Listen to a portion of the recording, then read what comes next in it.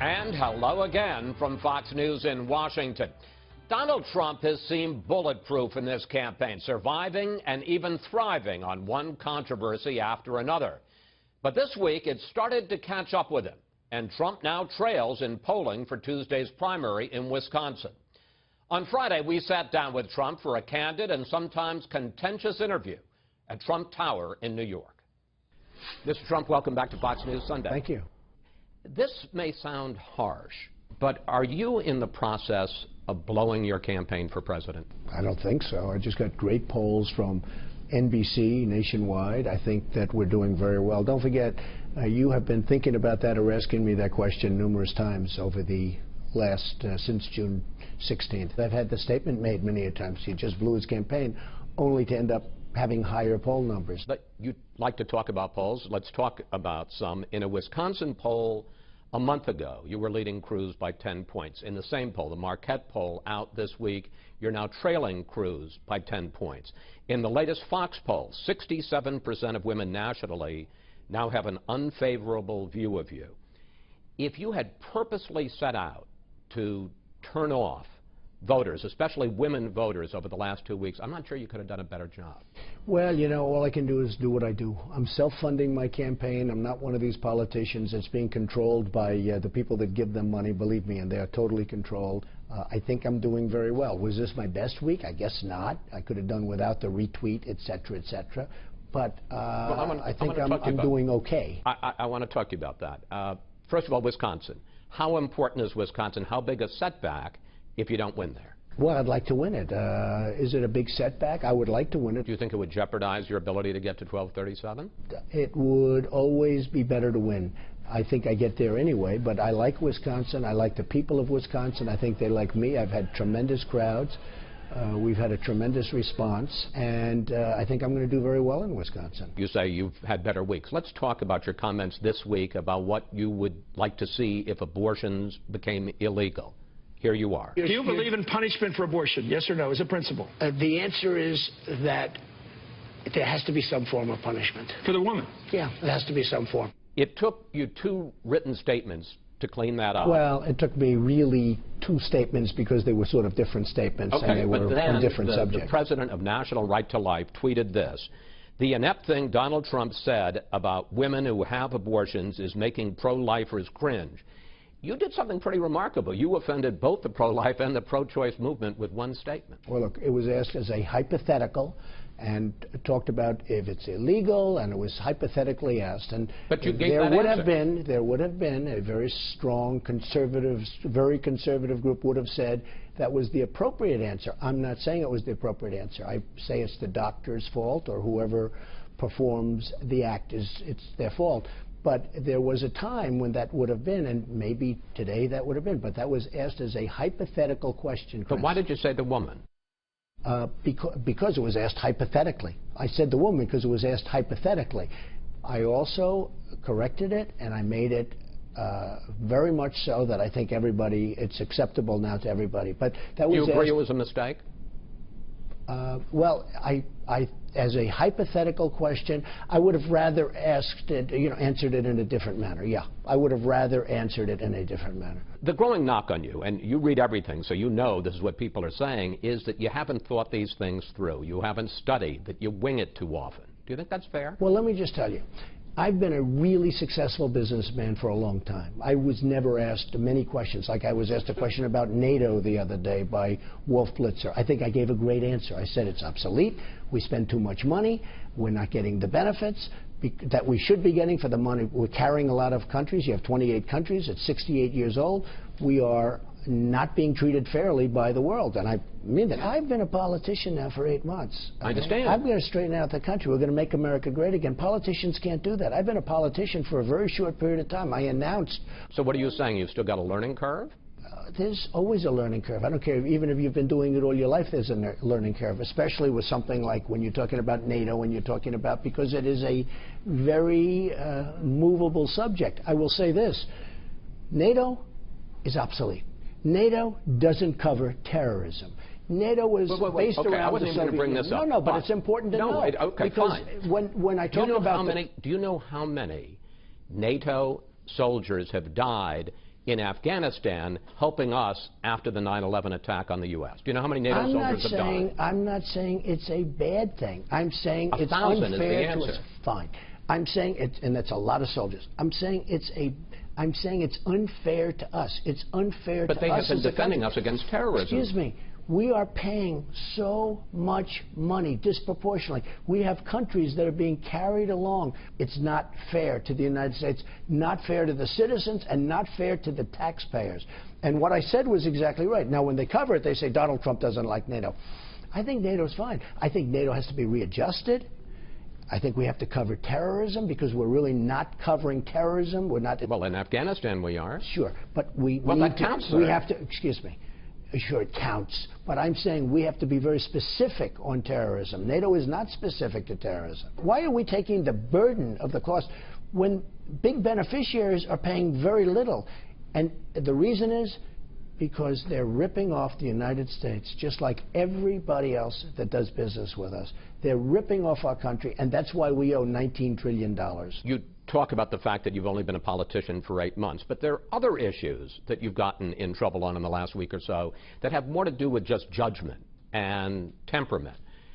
For instance, the fact that you spent days going after Ted Cruz's wife and her looks. Excuse me. Let me just ask Ted the Cruz question. came after me. And no, he didn't. Well, he did through my wife. No, he didn't. Took a picture. No, he didn't. Oh, of course he did. Of course he did. Do you have any evidence that he knew about the attack by the independent super PAC? My evidence is total common sense. He knew those people. Those people were 100% for them. They coordinated together. I have no doubt about it in a million years. He did that attack, and this was just Even retaliation. if he did, was it worth you to spending a week on? No, I would say probably not. If I had it to do again, I probably wouldn't have sent it. I didn't think it was particularly bad, but I probably wouldn't have sent it. But this was a response. This wasn't me starting something. This was a response. The Michelle Fields battery case, your campaign manager said he never touched her. You said she made it up. Then one of your surveillance videos, I got to say, you got your places covered. I have them very well covered. Showed, and I was very happy to give. I was very happy to give them that tape. He showed, in fact, that he did touch her, and then you said this. I think it's something that's disgraceful. I think that you as a reporter and all of you as a reporter probably get treated a lot rougher than that on a daily basis. I agree with that. Question. Why not just apologize to her? Because, I mean, he did grab her. Because let me tell you why. I'm a loyal person, number one. I'm not saying you fire him. Then when she wrote out early on, before she knew she was on tape, that it was that she was practically thrown to the ground. I mean, I wish I had it here. I'd read her statement. I know what she said. That didn't happen. Okay? I you agree with that? I agree with you. Okay. But why not just apologize? Chris. No, but she lied. Do you agree that she lied? I think she completely misrepresented it early on. I do. Early on is all that matters. But why turn one day into 2 weeks? Chris, well, at least it shows I'm loyal. Because the easiest thing for me to do would have been to destroy that man's life. And I would have fired him immediately. Had she fallen to the ground or almost fallen to the ground like she said, she didn't even change the expression on her face. She kept walking. So you have no regrets about letting this thing go on for 2 weeks? Chris, I think, frankly, I don't think she would have accepted. I think she would have used that as ammunition against. A lot of times when you apologize, they use it as ammunition against. The easier thing would have been, Corey, you're fired. You're not very good at that, okay? Okay? But I don't want to ruin. The man has a wife and 4 beautiful children. He lives in New Hampshire. He's a good person. I don't want to destroy him. You weighed in this week on foreign policy, national security. Here is what you said about Japan and South Korea defending themselves against North Korea. Here it is. So you have no problem with Japan, South Korea having nuclear weapons? At some point, we have to say, you know what? We're better off if Japan protects itself against this maniac in North Korea. We're better off, frankly, if South Korea is going to start to protect itself. Or they have to pay us. We're defending Japan. We can't afford it. I understand, but that's the question. That's not the question. The question is letting them develop their own nuclear program. For more than half a century, U.S. policy has been that we protect those countries with our nuclear umbrella so they don't develop. And lose a fortune doing it. I understand, but the idea is not to have a nuclear arms race in the northern Pacific, on the Korean Peninsula. Are you ready? You want to throw that all away. Are you ready? No, I'm not throwing anything away. This is common sense. This is like trade. We lose on every trade deal. Sometimes you're better off saying, hey, wait a minute. We're defending Japan. I mean, what we're doing is costing us a fortune. And not only Japan, South Korea. We have 28,000 soldiers on the line. And part of that defense is nukes, right? At some point, they have to pay us because we cannot continue. But they do pay us. They pay us peanuts. They pay us almost $1 billion, South Korea, I think $2 billion in Japan. That's peanuts compared to what we're talking about and compared to the real cost. You want to have a nuclear arms race on the Korean Peninsula? In many ways, and I say this, in many ways the world is changing. Right now you have Pakistan, and you have North Korea, and you have China, and you have Russia, and you have India, and you have the United States, and many other countries have nukes. It's not like, gee whiz, nobody has them. So North Korea has nukes. Japan has a problem with that. I mean, they have a big problem with it. Maybe they would, in fact, be better off if they defend themselves from North Korea. Maybe we would be better off, including with nukes. Yes, including with nukes. And South Korea with nukes. South Korea is right next door. Just so you understand. But that means you're going to have a nuclear arms race on the Korean Peninsula. You already have it, Chris. You already have a nuclear arms race. When a guy like Kasich gets up and talks about Trump wants to give everybody missiles, I don't want to give missiles. And by the way, I'd leave it the way it is. Ideally, my number one choice is leave it the way it is, but they have to pay us because we cannot afford to continue to lose the billions and billions of dollars that we're losing in order to defend Japan and Germany and South Korea and Saudi Arabia. This week, you said you no longer continue to pledge that you will support the Republican nominee for president. Then on Thursday, you had a meeting with the RNC that you said was very nice and they treated you well. So, are you pledging to support the nominee or not? I will be looking at who the nominee is, and I think people will be very happy with my decision. Here's the point.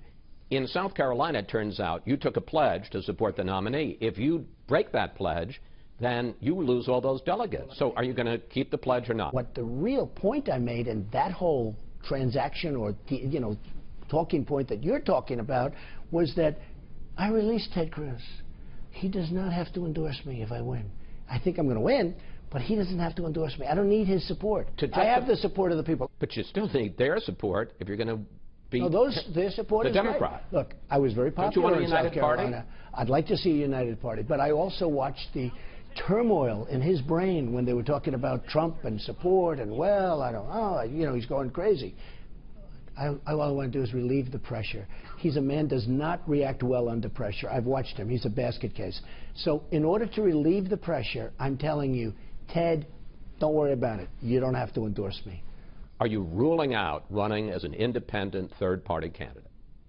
Are you ruling that out? Look, I'm by far the front runner as a Republican. I want to run as a Republican. I will beat Hillary Clinton. But if you don't get the nomination? We're going to have to see how I was treated. I'm going to have to see how I was treated. Very simple. So you're not ruling it out? I just want to be treated. It's not a question of win or lose. It's a question of treatment. I want to be treated fair. After the last 2 weeks, after all of these controversies, any plans to change your campaign? Any plans to lay off the personal attacks? Any plans maybe to study some of these issues more? Originally, when I went out, we had 17 people. We're down now to 3. I have 2 leftovers, okay? I call them leftovers. They haven't been nice to me. I will beat them. After I beat them, I'm going to be so presidential, you're going to be so bored, you're going to say, this is the most boring human being I've ever interviewed. Mr. Trump? Thank you. It's always interesting. I don't think you could be dull even if you wanted to be. Well, I think if I act very presidential, I'll be dull, but that'll be fine.